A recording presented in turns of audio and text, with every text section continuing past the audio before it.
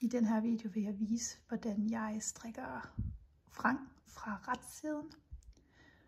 Der er nogen, der kan strikke vrang fra vrangsiden og ramme præcis samme strikkefasthed på ret og vrangside ved at vende deres arbejde for hver omgang eller række.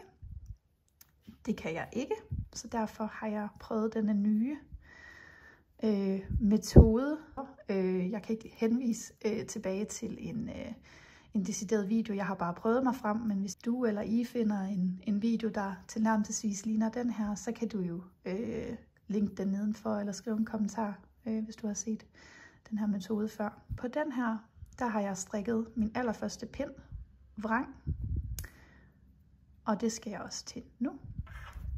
Og når jeg skal strikke vrang, så tager jeg garnet, som jeg normalt vil holde det.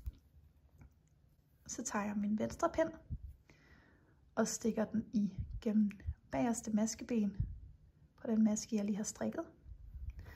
Så slår jeg garnet omkring min venstre pind og henter det igennem masken. Og så trækker jeg masken af højre pind. Nu har jeg strikket min første vrangmaske. Det gentager jeg gennem bagerste maskeben, slår garnet omkring min pind og trækker den af højre pind.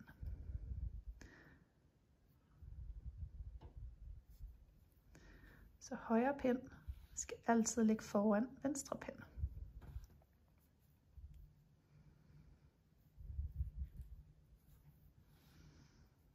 Hvis man er bange for, at ens masker falder af ens pind, mens man simpelthen giver slip på venstre pind, kan jeg godt lige at holde fast omkring begge pinde, mens jeg så slår garnet omkring venstre pind.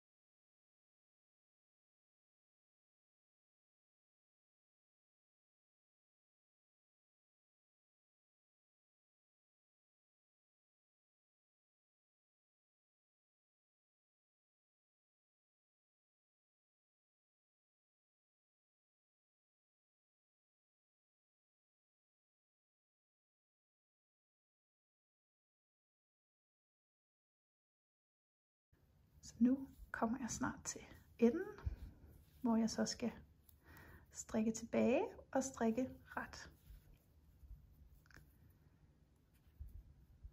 Min sidste maske. Der. Her ligger min forrige runde af retmasker. Som I kan se, så er de mindre end de forgangne vrangmasker, der ligger hernede. Og det tager tid at gøre sådan nogle vrangrækker helt lige, ligesom retrækker. Jeg har ikke helt styr på det endnu, men det har klart forbedret min ret og vrang, at jeg har taget den her teknik i brug. Nu strikker jeg ret tilbage.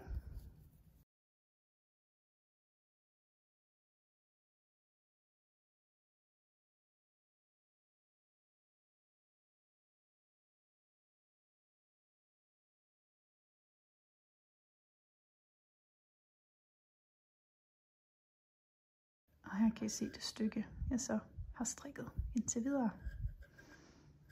Jeg viser lige vrangmaskerne igen fra retsiden. Så uden at vende arbejdet, der strikker jeg altså vrang.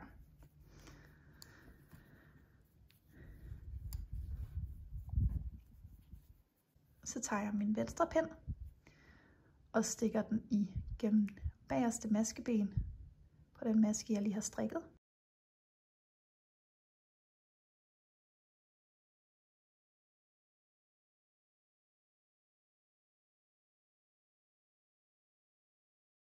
Gennem bagerste maskeben, slår garnet omkring min pind